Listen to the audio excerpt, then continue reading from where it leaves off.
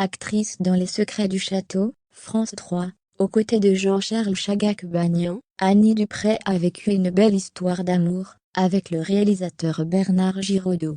Une relation marquée par les infidélités que la belle brune préférait garder sous silence. Son amour pour Bernard Giraudot l'a rendue aveugle. À New York dans les années 1970, Annie Dupray tombe sous le charme de l'acteur aux yeux clairs alors qu'il joue dans la pièce La guerre de Troie n'aura pas lieu. Leur début d'histoire a tout d'un conte de fées. Les amoureux s'échangent leur premier baiser en haut d'un gratte-ciel sur la terrasse d'un hôtel offrant une vue panoramique sur Central Park. C'était à mi-chemin entre une rencontre amoureuse et une complicité de comédien, racontait Ella Gala en 2015. Ce qui faisait avec une autre ne me regardait pas. Folle amoureuse de son compagnon, Annie Dupray a toujours souhaité préserver sa relation avec le réalisateur, et ce, quoi qu'il en coûte.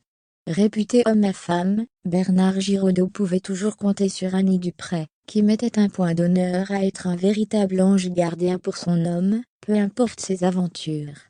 Je ne voulais pas voir, et si je savais, je m'en détournais, me disant que ce qu'il faisait avec une autre ne me regardait pas, révélait ainsi l'actrice d'une famille formidable. Le couple devient parent de 2 enfants, Sarah, en 1985, et Gaël Giraudot, en 1982. Sans même le désirer, Annie Dupray commence malgré tout à se détacher de l'acteur. En cause, son caractère et sa personnalité parfois ombrageuse.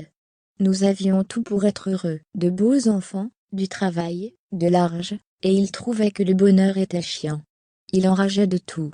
Il était très négatif tout le temps. Un jour, je me suis dit, je n'y arriverai pas, et je l'ai quitté. J'ai même pu être rompue trop tard, avait-elle raconté à Paris Match.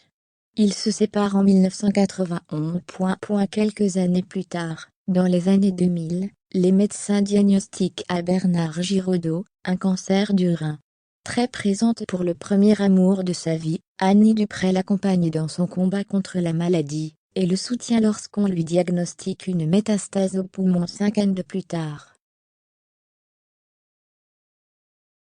Nous avons tout clarifié, et nous nous sommes retrouvés absolument en paix l'un envers l'autre. La maladie lui avait fait faire un parcours admirable.